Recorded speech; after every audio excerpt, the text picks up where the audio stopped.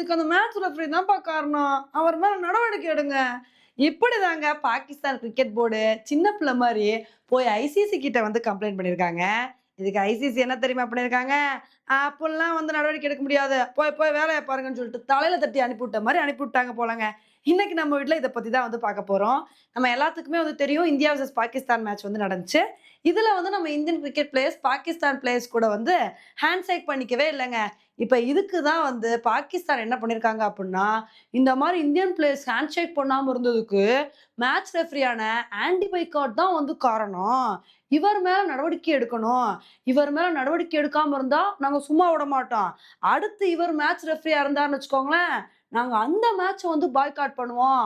அவ்ளோ ஈஸியா வந்து இந்த விஷயத்த சும்மா விடமாட்டோம் அப்படின்னு, இந்த மாரி பாகிஸ்தான் கிரிக்கெட் போர்டு ஐசிசி கிட்ட போய் கம்ப்ளைண்ட் பண்ணியிருக்காங்க. இப்ப இந்த ஒரு விஷயத்துக்கு ஐசிசி பாகிஸ்தான் கிரிக்கெட் போர்டுக்கு என்ன ரிப்ளை பண்ணதா தகவல் வருது அப்படின்னா, இந்த விஷயத்துல மேட்ச் ரெஃப்ரி மேல எந்த தப்புமே இல்ல. இந்தியன் கிரிக்கெட் பிளேயர்ஸ் என்ன பண்ணியிருக்காங்க அப்படின்னா, மேட்ச் ரெஃப்ரி கிட்ட முன்னாடியே இன்ஃபார்ம் பண்ணியிருக்காங்க. நாங்க வந்து பாகிஸ்தான் பிளேயர்ஸ் கூட ஹேண்ட் ஷேக் பண்ண மாட்டோம் அப்படின்னு சொல்லி. அந்த விஷயத்த தான் பாகிஸ்தான் பிளேயர்ஸ்க்கு மேட்ச் ரெஃப்ரி வந்து இன்ஃபார்ம் பண்ணியிருக்காங்க. இதுல ஆன்டி பாய்காட் மேல எந்த தப்புமே இல்ல.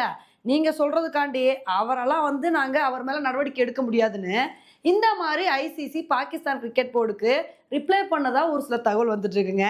இப்ப இதனால பாகிஸ்தானோட நிலைமை ரொம்ப மோசமா வந்து போயிருச்சுங்க. ஏன்னா அவங்களும் வீராப்பா பேசிட்டாங்க. இனிமேல் இந்த ரெஃப்ரி இருந்தா நாங்க வந்து அந்த மேட்ச விளையாட மாட்டோம். இவர் இருந்தா நாங்க மேட்ச பாய்காட் பண்ணுவோம் அப்படின்னு சொல்லி. இவங்க ஆனா வாயில தாங்க பாய்காட் பண்ணுவோம்னு சொல்ல முடியும். அவ்வளோ ஈஸியா பாய்காட்டே பண்ண முடியாது.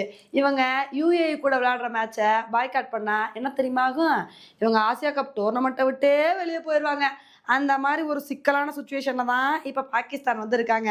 ஏன்னா யுஏஇ, ஓமன் கூட ஒரு மேட்ச வந்து வின் பண்ணிட்டாங்க. நம்ம இந்தியாவும் பாகிஸ்தான் கூட வின் பண்ணிட்டோம். நம்ம இந்தியா வந்து பார்த்தீங்கன்னா, இப்ப சூப்பர் 4க்கு போயிட்டோம். அடுத்து சூப்பர் 4க்கு போறதுக்கு யுஏஇக்கும் பாகிஸ்தானுக்கும் தான் போட்டியே. அப்ப பாகிஸ்தான் யுஏஇ கூட விளையாடுற மேட்ச பாய்காட் பண்ணிட்டாங்கன்னு வச்சுக்கோங்களேன், யுஏஇ ஈஸியா சூப்பர் 4க்கு வந்து போயிருவாங்க. அதனால இப்ப பாகிஸ்தான பொறுத்தவரைக்கும், என்னதான் நாங்க மேட்ச பாய்காட் பண்ணிருவோம்னு சொன்னாலும், அவங்கனால பாய்காட் பண்ணவே முடியாதுங்க.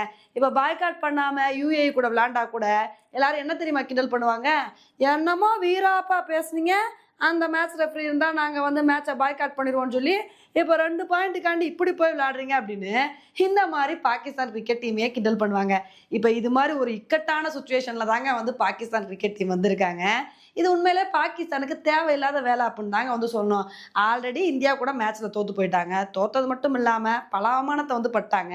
சரி அடுத்த மேட்ச்ல பார்த்துக்குவோம். சூப்பர் 4க்கு போறதுக்கு நம்ம அதுக்கான வேலைய பார்ப்போம்ன்னு சொல்லி, அடுத்தடுத்து கிராஸ் ஆயி போகாம, இந்தியாவ அசிங்கப்படுத்துறேன்னு சொல்லி, இப்ப அவங்க அசிங்கப்பட்டு நிக்கிறாங்க. இனிமேலாவது பாகிஸ்தான் எல்லா வேலையும் கரெக்ட்டா பண்றாங்களா அப்படின்றத பொறுத்து வந்து பார்க்கலாம். ஓகே ஃபிரெண்ட்ஸ், இந்த ஒரு விஷயத்த பத்தி நீங்க என்ன நினைக்கிறீங்க அப்படின்றத என்னோட கமெண்ட் செக்ஷன்ல போடுங்க. இதே மாரி இன்னொரு வீடியோல உங்கள வந்து மீட் பண்றேன். Bye friends.